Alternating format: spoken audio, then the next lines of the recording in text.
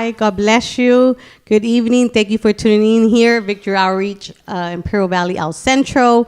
We are here live at Treasure Room again. And thank you for those that have been tuning in. Thank you for those that have been joining us every Sunday night at 6 p.m. We appreciate you. We love you. We thank you for your support, for showing your love, for tagging people, tagging your friends, for sharing as well, and be able to share God's love and the story that we are sharing, that people are sharing their testimonies, what God is doing in people's lives and what he continued to do in people's lives. Amen. And it's December, and how many know that it's the month of where Jesus was born? Amen. It is the holidays of Jesus, and we are loving this weather. Amen. If you're from Imperial Valley, how many know that this weather was much needed? Amen. Because, man, this heat here in the valley is no joke. Yes. But thank God for this beautiful weather. We appreciate it.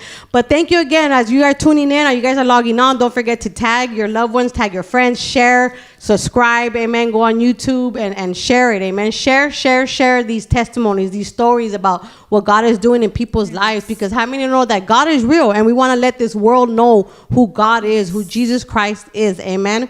And tonight here we have the Zendejas, amen. Thank you so much for joining us. We thank you. We appreciate you guys for showing your support. Yes, and tonight we're going to hear a little bit about both. We're going to hear a little bit about their life, their story of how they ended up here in Victory Outreach. They're also part of Victory Outreach El Centro, and we're going to find out how long they've been here and how they became a couple. And interesting. But thank you so much, Brother Joey. We're going to start off with you. So tell us a little bit about yourself. Tell us who, how you ended up here, where you from, and you can tell us your age. If you don't want to tell us your age, that's fine. No, I'm not going to tell you my age. No. Amen. Anyways, I was born in Oakland, but we came down here to Brawley since, I was young. I was small. Amen. And I've been here all my life. How I heard about Victory Outreach, it's kind of sad because it was during my brother's wake. I remember my brother, he had passed away. And his friend, can I say his name? His friend was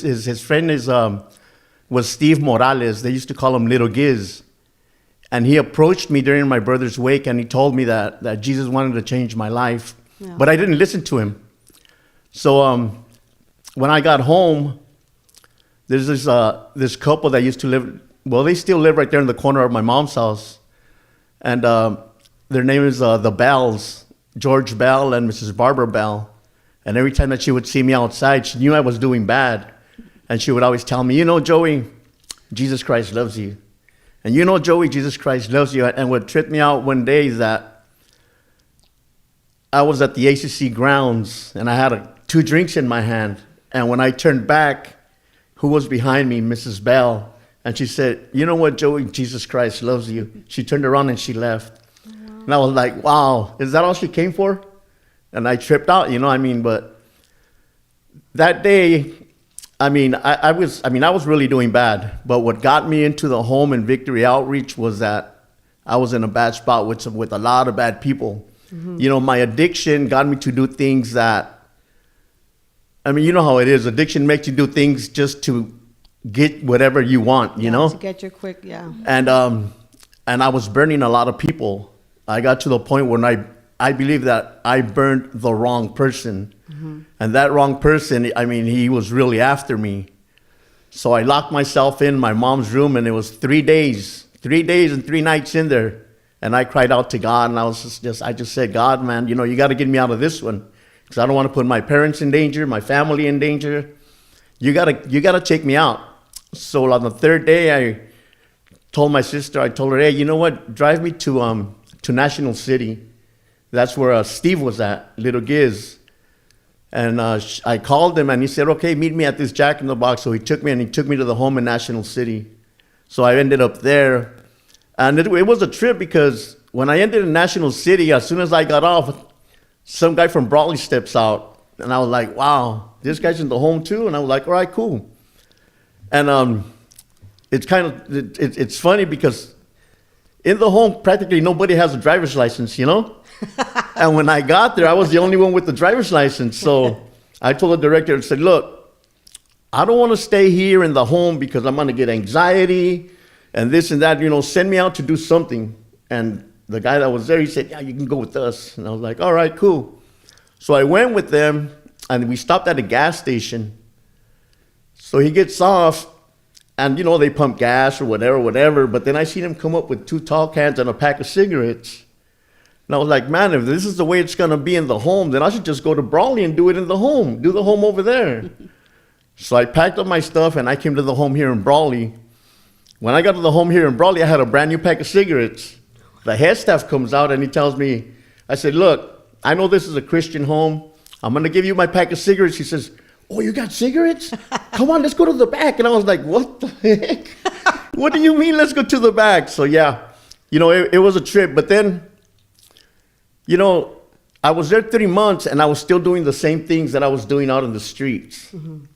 So one day they arrested me for child support. They put me in jail.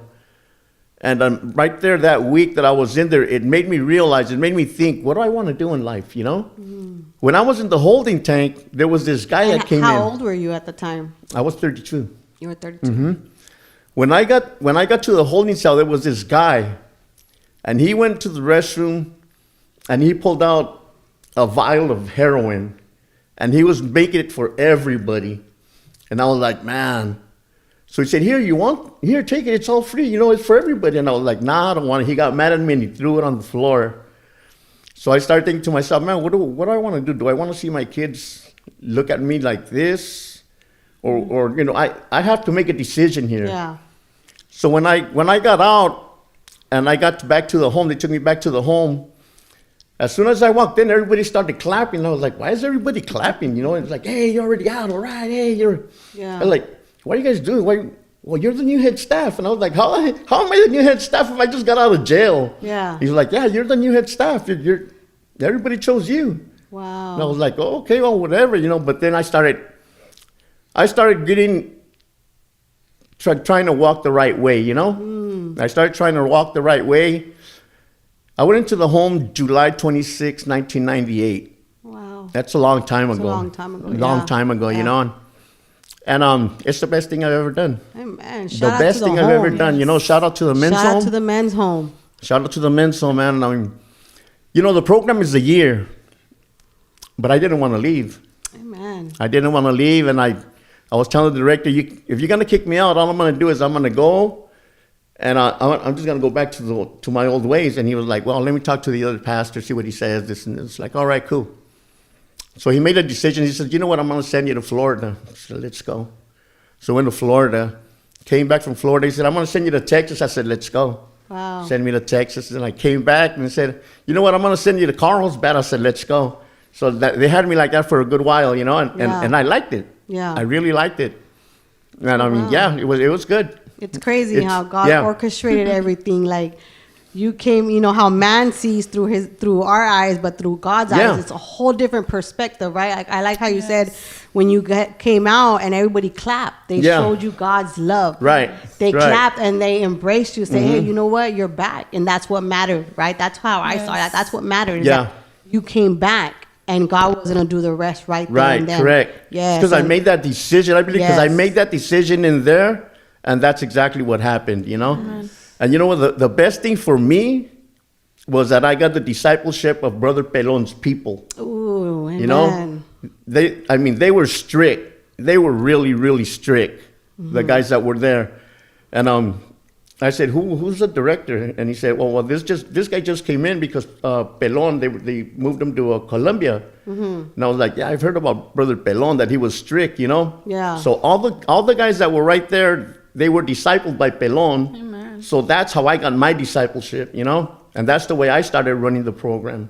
Just like that. That's how Brother Pelon ran it. Amen. And then, like, when I got in there, it was just like army status, Army status, straight line, get in the van, start from the back. That generation at the time, it was a whole different structure, right? They needed a whole different, each generation, each generation is different, and God knows why. Yeah. God knows why, and that's why I'm so grateful that God knows exactly how to work with each and every one of us individually. Yeah. Amen. I love that, and that's the power of God. Amen. And and you are also a product of the women's home. How did you end up here at Victory Outreach Ministries? Well, shout out to Sister D, Dolores. She was involved in when we had the church in Brawley. and she was involved in worship in many ministries, but she's the one that prayed me in. I was a lost teenager, like most of us come in, with a dysfunctional family, daddy issues, a single mother.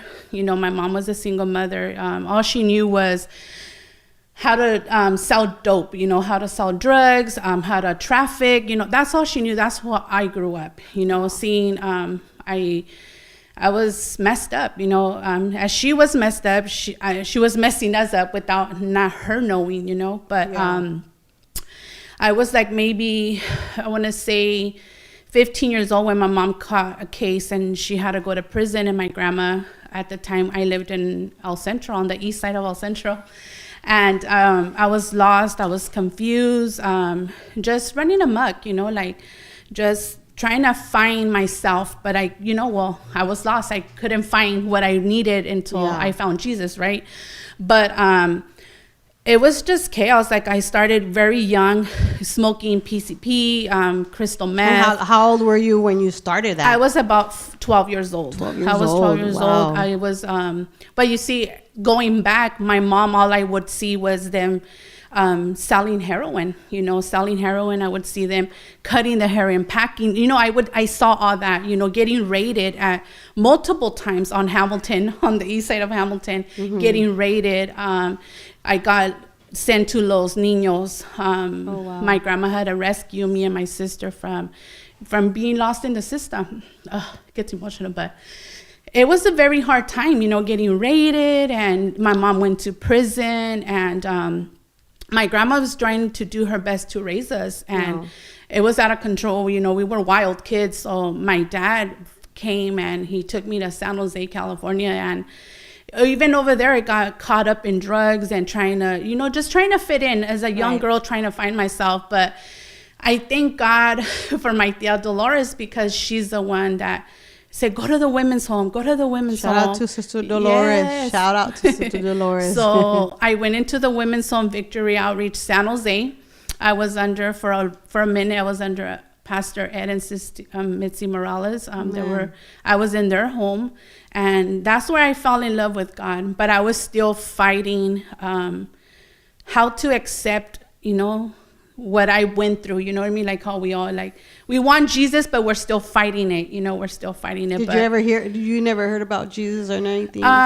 No, mostly was like Catholic, La Virgen Maria, all that stuff, but not until I went into rehab, like the recovery home.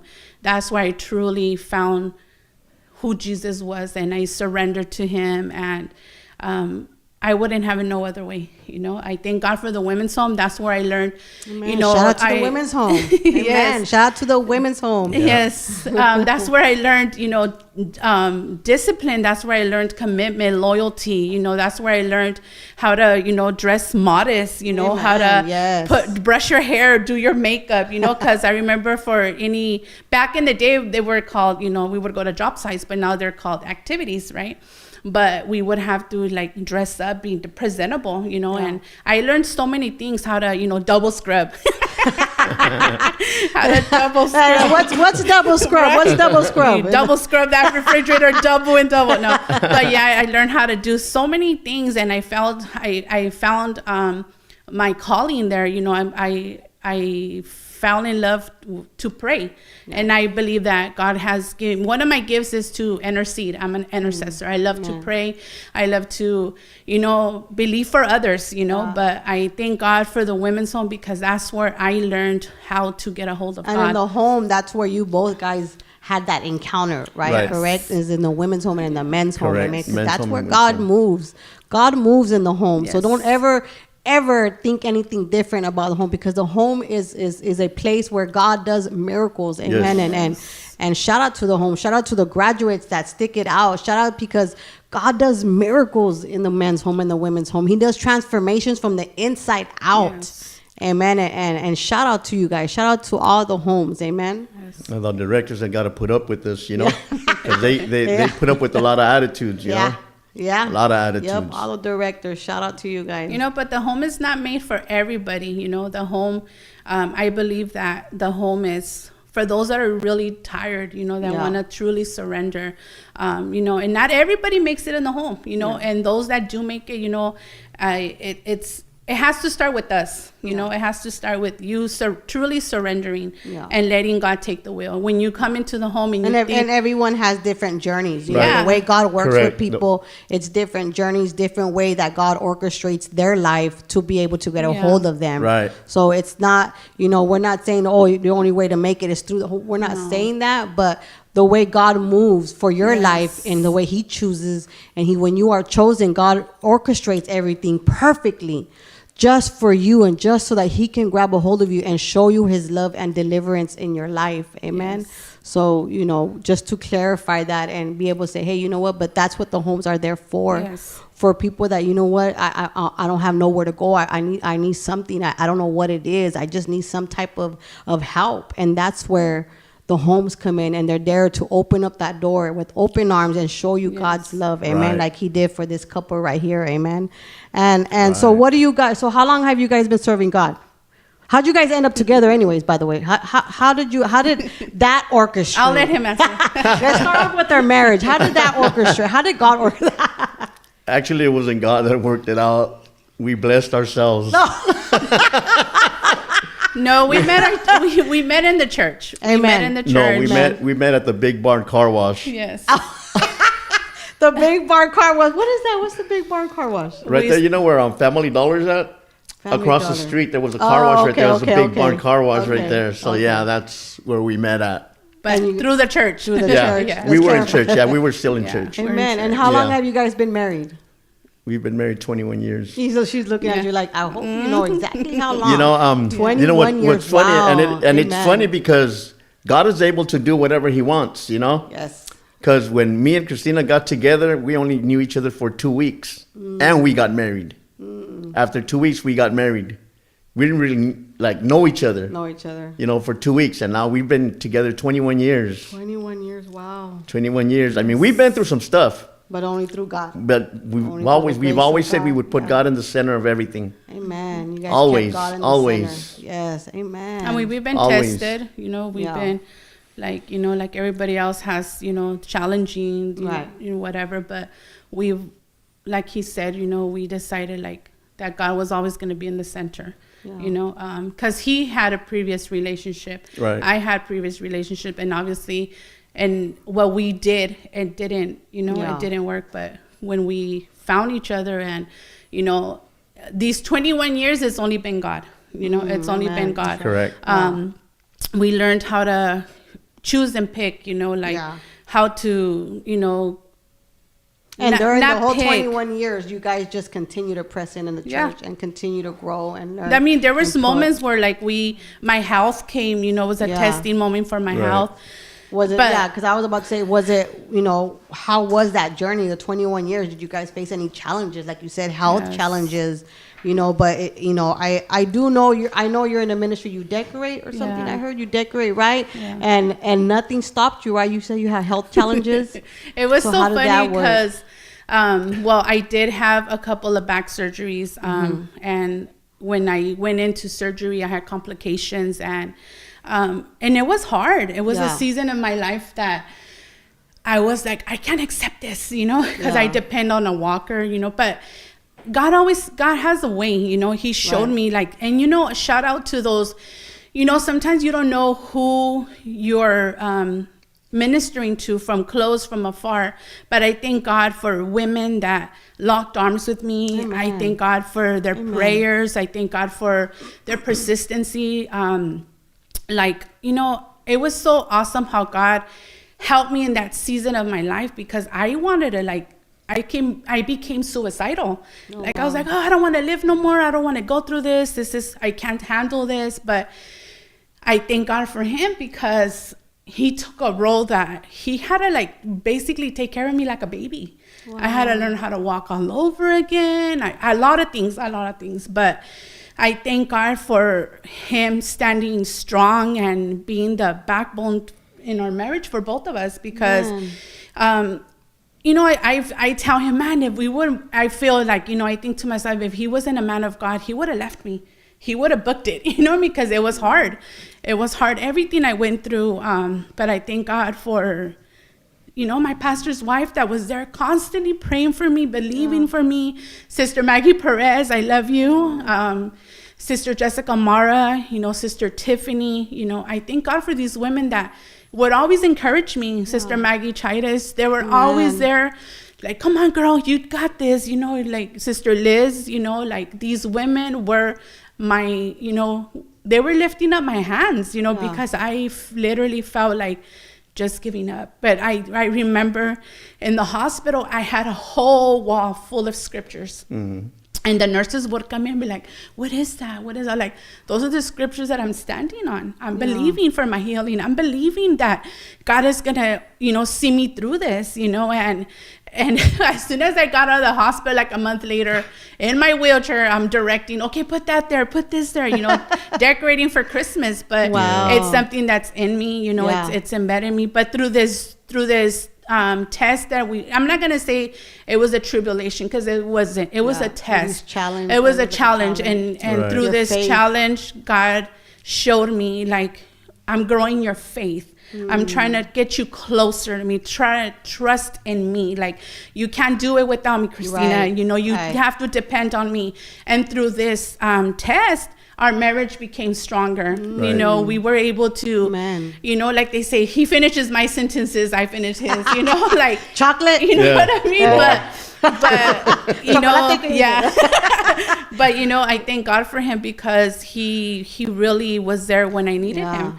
Because I really couldn't get off of bed. I couldn't do so many things, but I thank God that now through him pushing me and encouraging him, and like when I didn't want to come to church because I felt embarrassed, I felt like there's nothing for me to do for God no more, he would tell me, well, I'm leaving without you, and he would leave, but I thank God that he was a strong man, that he continued to love God, he continued to serve God. Amen. So I just want to say, if you find yourself in a situation where you feel like your health, or you feel like that God is done with you because of whatever situation you're in, just know that God is not done with us. He's not done with us until he comes back for us. You know what I mean? And if you're still on this earth, God has a purpose. He has a calling on your life. You just have to know how to seek for him and seek him, and he'll show you what he wants to do in your life. But for me, I thank God that I surrounded myself with strong women of God, and I thank God for my husband. And if you're not married, or you're just, you're single, whatever the case may be, find your strength in women that are godly, women that are positive, women that are gonna, God-fearing women that are gonna help you get through the journey of your sickness, or maybe you're a single mother and you're struggling. God is able to see you through, but I would say, don't give up, don't throw in the towel, don't count yourself disqualified. God, still keep running that race, but God is faithful. Amen.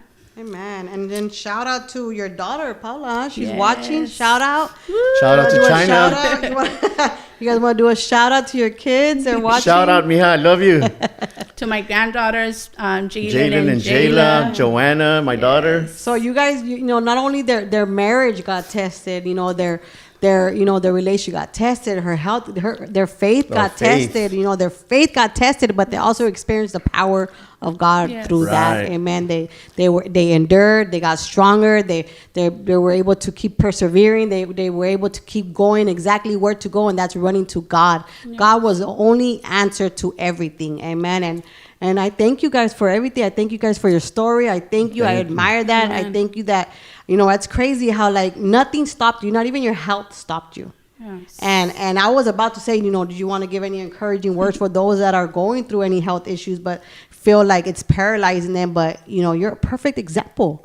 You kept pushing forward. You kept going. You still until this day, you still decorate, and we see her all over, because she decorates this church as well. And we see her all over right there, decorating. Nothing stops her because she has the power of God in her. Amen. Nothing. Amen. And I was going to say you want to say, but you already said it. And is there anything you would like to give out there I would like to invite my family once again. We're going to have start services right there in Brawley. I mean, you guys don't have to come all the way over here. We're going to be right there in Brawley. Well, come on now. My sisters, my daughters, everybody, you know, my brothers-in-law, they're close by. Tell us a little It's bit right about there. that. What's going on? What days? What's going on? It's on Wednesdays at 7. We're going to have Bible study right there on the corner of C and 2nd Street at the BCA Church or BCA School. We'll be right there every Wednesday at 7 o'clock. So you guys, I mean, all my family used to come to church. We used to feel like 2 rows up right there when I first started, when I first got saved. And little by little, everybody started going away. But, I mean, as I pray that they come back, you know. I pray that they come back. Amen. And what about you? Any family I'm you want just, to give? I'm just grateful. I don't, like Pastor was mentioning this a couple of Sundays ago, like, continue to persevere no matter if your family's not here. He's been at it for over 30 years and he's still believing, for his family. And I'm in the same boat. I'm believing for my sisters, for the health and the salvation of my loved ones. But if I could give you any encouragement is, trust in God. And if you don't have God, give God a chance. You can't go wrong without God. God is everything in my life. I couldn't see myself without God. And I'm just grateful, that I'm able to serve him at the capacity that I am serving him. Because, like I mentioned, earlier, I felt like, man, it's over for me, even like you're getting older or you're, you feel like, man, yeah, it's over. No, it's not over. There's something for everybody, you know what I mean? Right. But, I do encourage, my family. I encourage my husband's family, to come to service. We're also going to be having a Christmas dinner, on the 22nd, come out Sunday morning, come and, receive, the gift, the greatest gift of all, and it's Jesus Christ. Amen. But Come on now, somebody. Amen. Yes. And we have services also here in El Centro, Fridays at 7 p.m., Sunday mornings here in El Centro at 10 a.m. Amen. So, if you don't have a church, you have one here. You have a family here. Yes. Amen. At Victory Outreach El Centro. And also, as you all know, that we have, for all you viewers, because we got some viewers tonight. We have some viewers tonight, so we're gonna give you guys also a little concert. Amen. So every end of the service, we do a challenge. We have everyone do a challenge. They could either sing or rap a song. And here tonight, I believe they have a special song, right? A special song that you guys are both gonna sing a cappella. A cappella, And stuff. So let us have it, Brother Joey. It's an old worship song that I've been in the worship team since I started Victory Outreach. I used to wear that gown and everything, The robes. The robes, yeah. I used to wear that stuff, and Wow. this song right here, it really touched me, Man. because it's something that God has to do in everybody. Yeah. And it goes like this. Start a fire in me. Let the flames run free. Burn away the dross. Holy fire of God. So let it begin. Let it be new. Let me be used for your sake. Giving glory to your name, I can live, knowing that you reside in my heart. Lord, you are the fire.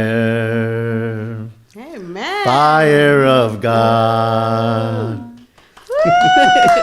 Come on, somebody. Worship team. Come on now, brother. And no effects. Okay. I love that song. It's always been in me, man. I mean, wow. And that was one of the songs that you heard in the men's home? No, actually in the worship team. In the worship team? Yeah. Oh, wow. In Brawley? Yeah, in Brawley. It's an oldie but goodie. It's an old song, yeah. How long ago was that? What year was that when you heard that song? 99. 99, you guys, and he still knows all 99. the words. Amen. Yes. Amen. Well, thank you guys so much. Thank you for having us. Thank you for having us. Yes, thank you for showing your love. Thank you for sharing your guys' story.